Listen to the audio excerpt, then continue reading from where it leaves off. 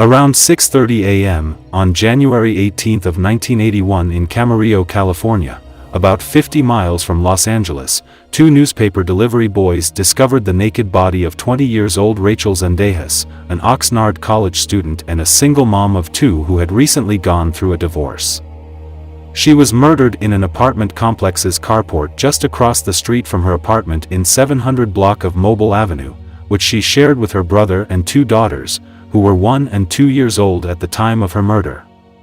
The police got to the crime scene and retrieved evidence. During the investigation, detectives learned that Rachel Zendejas had gone out the evening before her murder to hire a couple of babysitters to stay with her girls. She then went out that evening and came back home the following morning, after which she dropped off the babysitters. Her killer was believed to have attacked her as she got out of her vehicle after returning home from dropping off the babysitters. Her case was investigated for several years until all leads were exhausted and the case eventually became cold. However, before the end of the year, in the early hours of December 12, 1981, a neighbor called the police to report a fire outbreak at an apartment in Oxnard. Members of the Oxnard Fire Department rushed to the scene and extinguished the fire. When done, they discovered the naked body of 21-year-old Lisa Gondex in the bathtub of the apartment. Her killer had raped her, strangled her, and then set the apartment on fire.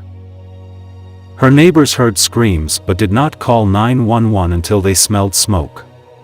Lisa Gondex was a retail worker living in Oxnard, about 10 miles west of Camarillo, and she had attended a club at the Port Hueneme Naval Base on the night of December 11, 1981.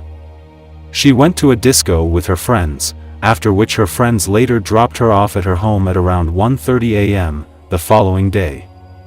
She was discovered dead in her bathtub, and her killer was unknown for decades. Lisa Gondex was said to have been on a visit to Oxnard from Connecticut for a planned 2-week trip to visit a friend in the U.S. Navy.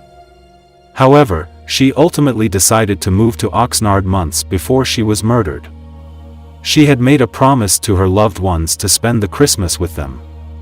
In her words, she said, "Mom, I'll be home for Christmas." Lisa Gondex had moved in with a childhood best friend and got a job at a teen clothing store in the Esplanade Shopping Center in Oxnard. Being new to the area didn't stop her from quickly making new friends. According to her roommate, Lisa Gondex was a kind person and beautiful in and out. In her words, she said, "If Lisa had $1, she would split it with you." Rachel Zendejas and Lisa Gondex cases were separately investigated from each other until in 2002, when the suspect's DNA from Rachel Zendejas' crime scene was sent to the FBI's Combined DNA Index system. A search was conducted on the criminal database for felons in order to pinpoint the killer, but it yielded no results. However, 23 years after the murder, in 2004, the investigators working on Lisa Gondex's case utilized DNA testing and later informed the Ventura County Sheriff's Office that they had linked both Rachel Zendejas and Lisa Gondex's homicides cases to a single suspect. The DNA, however, did not return any results that could put a face to the suspect, and the case went cold again. Another stunning connection about both women going to a nightclub called Huntington in the hours before their deaths was established. The club, now closed, was a hot spot across from the Esplanade Mall. In December 2019, Ventura County's Cold Case Unit took over the cases again and applied genetic genealogy, an advanced DNA testing that is used to identify possible relatives to the suspects. The investigation then provided new leads, and further DNA testing confirmed that Tony Garcia was the suspect in both homicides. Tony Garcia resided in Oxnard at the time of his arrest in February 7, 2023. He had been right under the noses of the detectives for over 4 decades. He was born in Roswell, New Mexico, but was enlisted in the U.S. Navy and stationed at Point Mugu near Oxnard. Tony Garcia was, however, discharged from service in 1980 but remained in Oxnard, where he became a karate student and instructor for many years. He was working as a carpenter at the time of his arrest. It is not known if Tony Garcia knew any of his victims.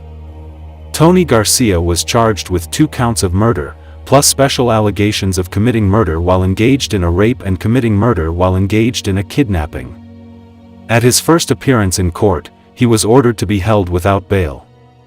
Following Tony Garcia's arrest, Rachel Zendejas' brother, Roy Rodriguez said, "I am alive for this. It is my purpose to get this thing solved for Rachel." Nova Welsh was born in Jamaica on June 1957. She had a loving family where everyone looked out for one another. When she was 10, she and her family relocated to the United Kingdom to start a new life. By the age of 16, she had found herself a boyfriend and had left her family's house to move in with him when she got pregnant with their first child. They ended up having 2 children, Jonathan and Leia. They lived in a 3-story apartment in Lighthorn Avenue in Ladywood, Birmingham. Osmond Bell, Nova's boyfriend and the father of her children, was a violent person, and more often than not, they both get into arguments. Those close to Nova were aware of the toxic relationship between her and Osmond Bell. Nova had once told her sister, Valerie Welsh, that Osmond had hit her occasionally, and their neighbors who lived just below their flat said the couple would always get into arguments while raising their voices. After some time, Nova Welsh became unhappy living with Osmond Bell, and her initial love for him began to dwindle and eventually vanished, due to his constant abuse. She then found a new love and started dating and going out with another man called Wayne Newby.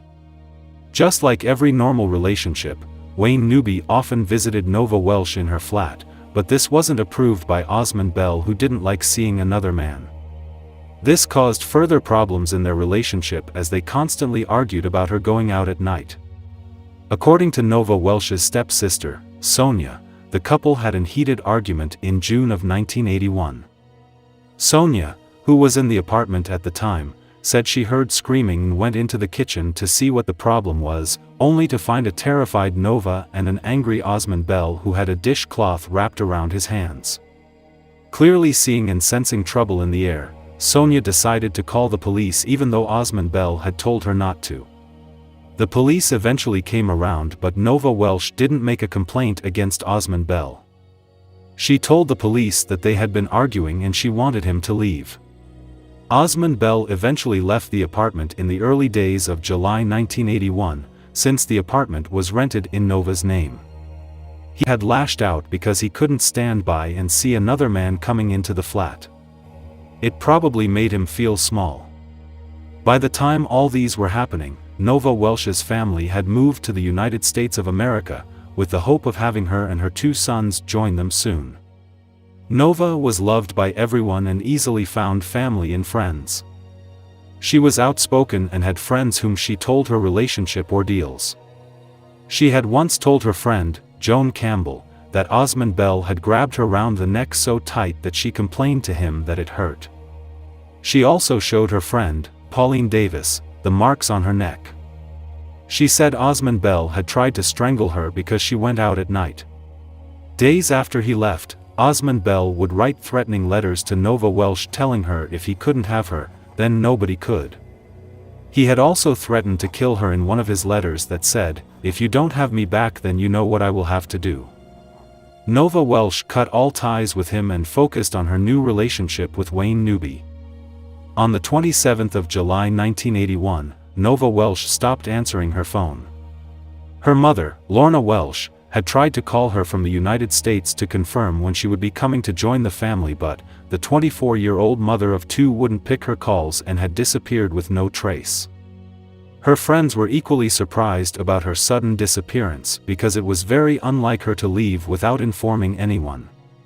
According to her friends, before her disappearance, she had dropped off her 2 children with her ex-lover, Osmond Bell, and had gone out dancing with her new boyfriend Wayne Newby and a group of friends. She returned that evening but appeared upset. Neighbors said that they had heard crying and fighting coming from Nova's apartment on the day she disappeared. They felt it was a usual occurrence as her ex-lover was known to be violent and abusive. Weeks went by without a word from Nova. Her mother became even more distressed that she couldn't get a hold of her daughter. Nova Welsh didn't show up at her job where she worked as a part-time cleaner. Her disappearance was getting worrisome to everybody around her. So, 2 weeks later, on August 9, 1981, Lorna Edmond, her best friend, reported her missing to the police. The police then came into her apartment to search for clues that could have led to her disappearance. While they were investigating her case, Osmond Bell was interviewed by the police. He knew she was missing but never reported it to the police, claiming that he thought she had ran away with her new boyfriend or visited her family in the United States. His explanation seemed logical enough, and without evidence, the police were forced to release him. The search for Nova continued. On August 12, 1981, Nova's friend, Lorna Edmond, received an anonymous letter saying that the author's boyfriend had seen Nova and the same guy she had been out with night before grabbed her and hit her. The writer was implying that Wayne Newby had something to do with Nova Welsh's disappearance. The police investigated the letter and still had no clue on what had happened to Nova Welsh. The forensics determined the letter to be truly written by a female. The police, who had interviewed Wayne Newby before, called him in for another round of interrogation. He still maintained that he had nothing to do with Nova Welsh's disappearance. On August 18, 1981, there was a shocking discovery made in the flat where Nova Welsh lived. Neighbors reported an awful smell coming from somewhere in Nova's apartment. When the maintenance team came around to search the apartment, a strong smell pulled them towards the stairs. Just beneath it, they discovered a utility cupboard, and in it lies Nova's decomposed body, covered in a blanket and newspapers. Nova Welsh, whom the police and the public had been looking for, was in her apartment, dead and rotting away. According to her autopsy results, Nova had suffered from a broken neck which led to her death. Her death came as a shock to everyone in her community. Her family in Miami was informed about the discovery, and they were so sad and heartbroken. In a bid to find the perpetrator of this evil act, the police started their investigation. The first suspect that came to mind was Osmond Bell. He was then arrested and held in custody for 4 days while the police did their initial investigation. The issue of the letter Lorna Edmond had received was brought up, and the police asked Osmond Bell if he knew anything about the author of the letter. He, however, denied it. Due to lack of sufficient evidence to link Osmond Bell to the killing, they were forced to release him again. The police did all they could to find Nova Welsh's murderer, but all efforts was in vain. After a while, the case went cold for 35 years. In 2016, when there was a significant advancement in DNA technology, detectives from the Cold Case Department were going through cold cases. They became particularly focused and hopeful in Nova Welsh's case. Her file contained a piece of chewing gum that was used to close secure the cupboard door of where her body had been found, and also, there was the letter that had been sent to Lorna Edmond. Having taken the evidence to a crime lab, they found out that the DNA on the chewing gum is the same as the DNA on the seal of the letter. After that, they got a court order to secure DNA from the initial suspects in 1981. Osmond Bell's DNA was taken and compared with that of the chewing gum and letter. Fortunately, there was a match. He was then arrested and had his trial started in February of 2017. At the court, witnesses took their stand, citing his abusive nature and the letters he had written to Nova Welsh threatening to kill her if she left him. Nova Welsh's neighbors, Carmen and Wendell Turner, who lived in the flat below, had heard what appeared to be the cupboard door being forcibly shut on the night Nova Welsh disappeared on July 26, 1981. At around 12:30 a.m. in the early hours of the next day, Carmen and Wendell Turner heard 2 bangs. They said the second bang sounded like somebody was kicking the door. Carmen said the noise could have come from the cupboard. The prosecution of the case argued that despite finding out that Nova Welsh was missing, Osmond Bell never reported to the police because he is the killer. He further mentioned that the letter and the seal of the envelope was taken for testing for DNA and it matched with that of Osmond Bell. The prosecution said he sealed the envelope to divert suspicion onto Wayne Newby, which it did at the time. However, Osmond Bell had a different opinion to that, saying his DNA must have appeared on the letter when he touched it while being subjected to a dark and terrible interrogation in the days after Nova Welsh's body was found. He claimed that during a break in police interviews, he was left alone in the room where he had been allowed to touch and read the letter. When asked by his attorney, Jeremy Dine, if he had ever been in the cupboard where Nova Welsh's body was found, he said he had been there up to 3 times while running a business restoring washing machines from a nearby garage. Osmond Bell mentioned that he had also been in the cupboard with his business partner and his brother. He said in court, "The very first time we went in was to gain access to the pipe, we were going to attach a hose to the stopcock." He further claimed to have used a discarded piece of gum as a form of filler in order to secure the door after he had forced it open. He said he had secured the cupboard by using the screws that were there and also used a chewing gum in place of glue. To him, all these explains why his DNA was found on the letter and chewing gum. Osmond Bell fervently denied killing Nova Welsh. In his words, he said, "We had 2 wonderful children and, although we had our differences towards the end, you do have feelings for the mother of your children." The prosecutor, who wasn't buying Osmond Bell's lies, said, "It's a 1,000,000,000 to 1 chance of the DNA not matching Osmond Bell. He is the man that tampered with the lock on the cupboard door and hid the body there.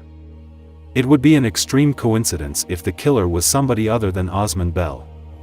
However, after a long 6 weeks trial, the court determined that the murder had not been premeditated. The judge said Osmond Bell got into a fit of rage when he found out that Nova Welsh was seeing another man. Some people seemed to disagree with the judge, citing letters Osmond had written to Nova Welsh, threatening to kill her if she left him. They concluded that it was indeed premeditated. Regardless, Osmond Bell was cleared of murder but was convicted of manslaughter by an 11-to-1 majority verdict at the Birmingham Crown Court. He was then sentenced to 12 years in prison. The judge said he would serve half of his time in prison and the other half on license. Nova Welsh's family and friends are happy for the eventual justice and closure they now have. Nova Welsh's sister, Valerie Welsh, said the family had forgiven her sister's killer. In her words, "To be honest, my family and I, we forgive him, but he still need to pay for what he done." Lorna Edmond, Nova's best friend, said, "Nova was a lovely person, always happy and smiling. She was a devoted mother who loved her 2 boys very much. I often think about the old times and the things we used to do. I still miss Nova and only hope that her family can now find some peace. Nova can rest in peace knowing that justice has been done. I will never forget her. Till we meet again, Nova. Love, your friend, Lorna." Nova's mum, Lorna Welsh, said, "Finally, after 36 long years, Nova can rest in peace. The family can now have closure knowing the person who took Nova's life has been brought to justice. I would sincerely like to thank everyone involved in bringing this case to court." In her victim's impact statements, Lorna Welsh said that Nova was gentle, loving, and full of life, and that the unfortunate and tragic loss of her life prevented her from seeing her children grow up as young adults. Recently, many cold cases are being solved. Families of murder victims now have a glimmer of hope. We hope that the perpetrators of evil acts be brought to justice before they get a chance to go 6 feet under the ground.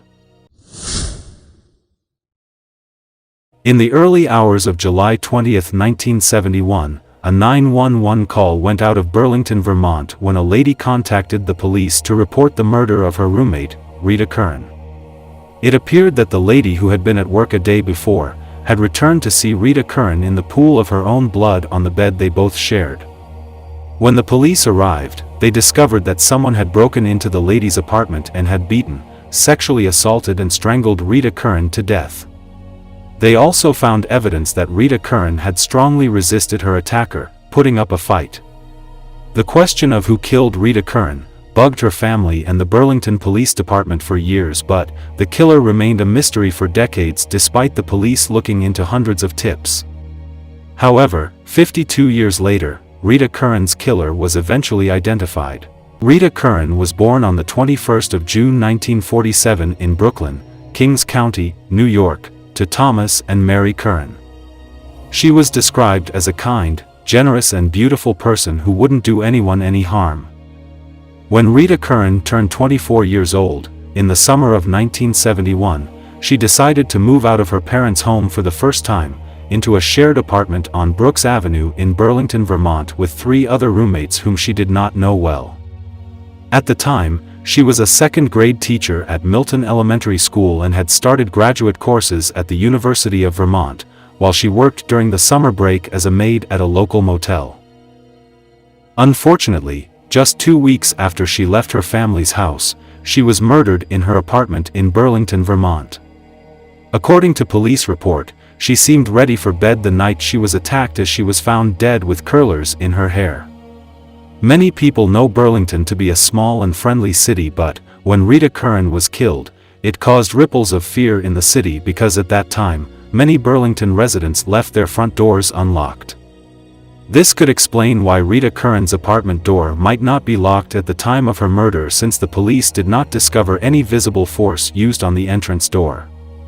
During the investigation, police officers collected evidence from the crime scene that included a single cigarette found near Rita Curran's arm, which was believed the killer left to burn out. They also interviewed Rita Curran's neighbors and investigated hundreds of tips. Among the neighbors interrogated were a newly wedded couple, Williams and Michelle DeRoos, who lived in an apartment 2 floors above Rita Curran's at the time of her murder. They, however, told investigators that they had been together all night and didn't hear or see anything. The police had a list of 13 suspects, in which Ted Bundy was one of them. It appeared that the location of the local motel where Rita Curran worked was adjacent to serial killer Ted Bundy's birthplace, the Elizabeth Lund Home for Unwed Mothers. Rita Curran's murder and crime scene was similar to how Ted Bundy attacked his victims, and this led retired FBI agent John Bassett to propose him as a suspect at the time. In order to find closure and to ask if truly he killed Rita Curran, Mary Campbell Curran, Rita Curran's sister, wrote a letter to Florida's death row where Ted Bundy was being held. In response, the FBI told her that Ted Bundy had refused to confirm or deny his involvement in Curran's death, and there was no evidence that firmly placed him in Burlington on that date of the murder. However, Detective Robert D. Keppel interviewed Ted Bundy, who later told him that he had murdered a young woman in 1971 in Burlington when he was there to obtain information about his birth, but, on January 22, 1989, the eve of his execution, Ted Bundy denied his involvement in Rita Curran's case to FBI Special Agent William Hagmeyer. Having exhausted all leads, and without an improved DNA technology to pinpoint a suspect, the case went cold for over 4 decades. According to Burlington's acting police chief, John Murad, the department never stopped seeking justice for Rita Curran's family. In 2014, the Burlington's police department sent all the evidence collected at the crime scene, including the cigarette, to a forensic lab in New York City for DNA testing. Though the tests compiled a DNA profile of the person who had smoked the cigarette, it didn't match any DNA in databases compiled by law enforcement agencies across the country. That meant the person with the DNA on the cigarette but likely never had genetic material entered into the database, possibly because the person didn't have a felony conviction. The DNA testing also didn't match the known DNA of any of the police's 13 main suspects. However, in 2019, Detective Lieutenant James Trieb decided to try a new approach to the case. Instead of having a single detective work on the case alone, per the usual department strategy, Lieutenant Trieb decided to bring in a new team of detectives and expert technicians who discussed and reviewed the Rita Curran's case. This team treated the case as if it had just been committed. They began retesting evidence by sending the cigarette for DNA analysis again, but, this time, they used genetic genealogy, which is a process that uses DNA databases for genealogy research to identify possible family members of the person whose DNA is unmatched. After the DNA analysis, the genetic genealogy expert concluded that the cigarette DNA had strong connections to relatives of William DeRoos, the man who lived 2 floors above Rita Curran's apartment in 1971, who had been questioned alongside his wife by detectives and claimed to have been in his home during the time of the murder. The investigators then searched and found a living half-brother of Williams DeRoos who willingly provided a DNA sample. After the test, it was however concluded that the cigarette DNA belonged to Williams DeRoos. In 2022, more evidence at the crime scene including Rita Curran's ripped housecoat were sent to a crime lab in Florida where they performed new DNA extracting techniques. Before then, the detectives had sent the genetic evidence from the cigarette to a genealogy company to see if a bigger database of DNA could help them pinpoint the killer. The scientist and genealogy expert was able to match the DNA from the cigarette to William DeRoos within hours of research through genealogical records and public records. Also, finally, the DNA left on Rita Curran's ripped housecoat also matched the DNA on the cigarette butt. The investigators later discovered that William DeRoos died at age 46 in 1986 at a San Francisco hotel from a drug overdose. Shortly after Rita Curran's murder, he and his wife left Vermont and got divorced. In an interview with the police, William DeRoos' ex-wife, Michelle, who had moved to Eugene, Oregon, and had changed her name, told investigators she had lied in 1971 about her husband being with her all night in their apartment. It was established that William DeRoos had gotten into an argument with his wife on the evening of July 19, 1971 and had gone out for a walk to supposedly cool off. He returned later that night and told his wife the next morning to tell the police investigating Rita Curran's death that he had never left their apartment, warning her that his past criminal record might unfairly make him a suspect in her death. Detective Thomas Chanette, who interviewed Michelle, said he didn't believe she knew William DeRoos had killed Curran, but was protecting him because they were newly married and obviously in love and he had a criminal record. After their divorce, William DeRoos moved to Thailand and became a monk. He then came back to San Francisco, United States in 1974 where he met his second wife, Sarah Hepting. Sarah Hepting said in an interview with Burlington Police that William DeRoos had a penchant for sudden outbursts of violence. She said there were 2 instances where he had been extremely violent around her. One of which was when they both were having a conversation with a female friend and he had taken a pocket knife and stabbed the woman in her abdomen for no reason whatsoever. He was arrested but the woman did not press charges. DeRoos later told Hepting that he thought it was her he stabbed. Sarah Hepting said the second instance of DeRoos' violence was when he suddenly started to strangle her for no reason, when they were having dinner. She said that was the last straw and the reason she left him. After Rita Curran's case was declared solved, even though her parents unfortunately died without knowing her killer, her living family and friends remembered her and were glad that they finally have closure. Jim Rabar, Rita Curran's second-grade student, remembered her as a kind and beautiful person. He said, "We actually did a play the year that I had her. I forgot what the play was about, but I was a dancing clown holding a teddy bear. She told me that I could keep the teddy bear and I still have the teddy bear, I just can't find it." Her sister, Mary Curran Campbell said, "We now have 2 generations in our family who never knew her." Tom Curran, her brother, said, "I don't think so much about the guy who did this as I do about Rita and my parents and what they went through. I pray to my parents, and I pray to Rita."